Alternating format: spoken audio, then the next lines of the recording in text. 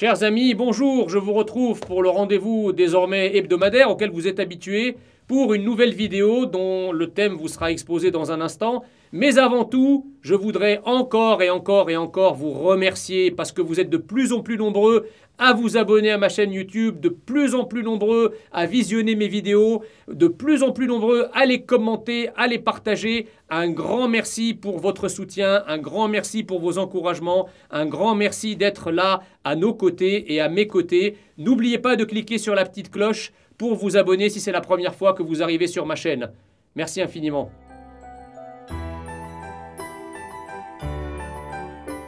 Ils sont la fine fleur de la nation. Ils sont ces femmes et hommes, pas si nombreux, prêts à mourir pour défendre la France si le devoir les conduit à cette terrible extrémité. Ils partagent avec gendarmes, policiers et pompiers une prise de risque fréquente et parfois fatale.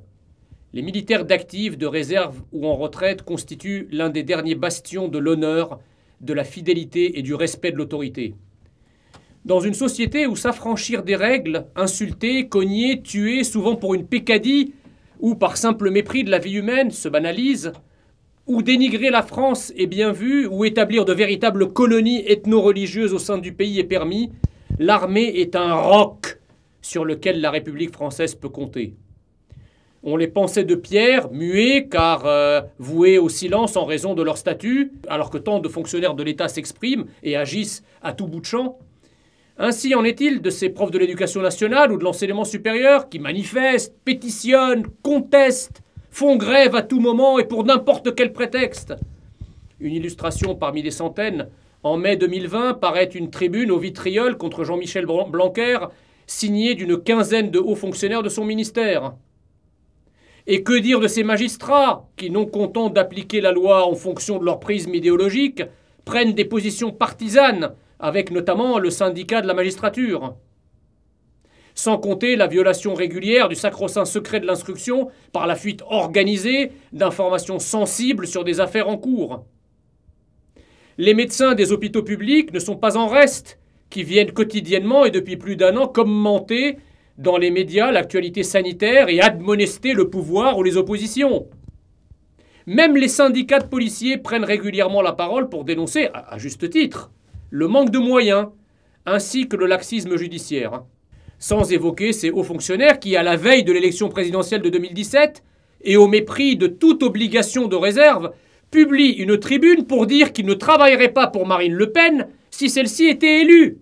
Et ne parlons même pas de ces employés de grandes entreprises publiques, SNCF et RATP pour ne pas les nommer, capables de mettre le pays à genoux et de flinguer la vie quotidienne des usagers pendant des semaines, pour défendre des intérêts catégoriels avec comme slogan « C'est pour votre bien qu'on fait ça ».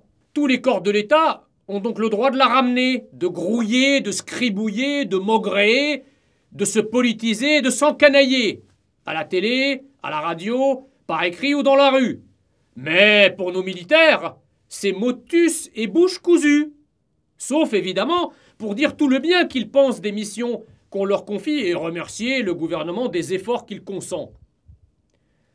Les femmes et les hommes d'armes ne sont pas idiots. Ils comprennent bien l'absurdité de la situation. D'une part, on leur demande d'aller indirectement protéger la France au Sahel au péril de leur vie, mais d'autre part, les mêmes qui les missionnent importent quotidiennement des ennemis de la France par les voies migratoires grandes ouvertes. Pis, ils autorisent, sous la houlette d'une myriade de juges félons, des étrangers nuisibles, issus de certaines immigrations, à se maintenir en France. Donc l'armée, on l'envoie lutter à l'extérieur contre ce qu'on crée à l'intérieur. Faut pas prendre les enfants du bon Dieu pour des canards sauvages. On leur reproche de dénoncer la possibilité d'une guerre civile. Diable! Mais que voulait donc dire Gérard Collomb, soutien d'Emmanuel Macron, en quittant le ministère de l'Intérieur lorsqu'il affirmait craindre le passage, je cite, du vivre côte à côte au vivre face à face? Nous étions alors en 2018, et le moins que l'on puisse dire, c'est que la pente qui nous y mène s'est substantiellement accentuée. Dans un monde où l'on commande d'être un lanceur d'alerte si une femme est importunée dans une entreprise par un mufle, il ne faudrait surtout pas alerter sur une dérive qui nous mène inexorablement à une confrontation génératrice d'un chaos mortel pour le pays. Les militaires, ultime recours en cas de désagrégation de la paix civile, devraient donc attendre passivement que l'irréparable se produise? Bien sûr que non.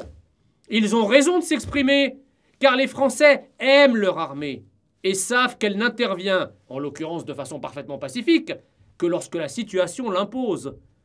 D'ailleurs, Emmanuel Macron et son aéropage de ministres et de laudateurs devraient s'interroger.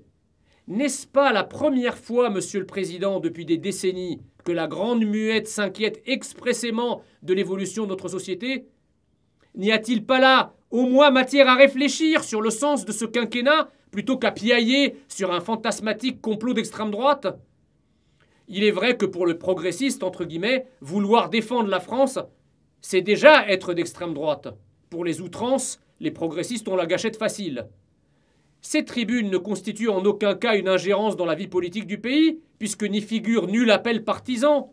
Ces militaires tant décriés n'apportent leur soutien ni n'invitent à voter pour qui que ce soit. Ils portent des valeurs civilisationnelles, ils défendent la nation, et tant pis pour les progressistes s'ils ont choisi de la laisser tomber.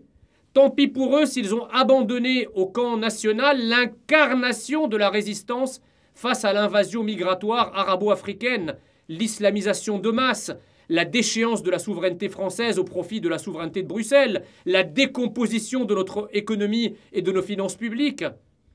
Emmanuel Macron et sa clique sont en rage, car ils sentent bien que le pays leur échappe, qu'ils ont perdu la confiance de piliers essentiels de notre maison commune, la France. En ce qui nous concerne, nous devons faire nôtre la célèbre maxime de notre bien-aimé Jean de La Fontaine. Patience et longueur de temps font plus que force et que rage.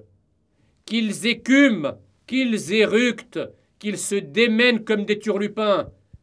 Pendant ce temps, le peuple souverain se lève lentement, calmement, résolument, et avance sur le chemin qui le mènera dans un an à la reconquête de notre pays par les Français. Vive la France, vive la République, vive le peuple français.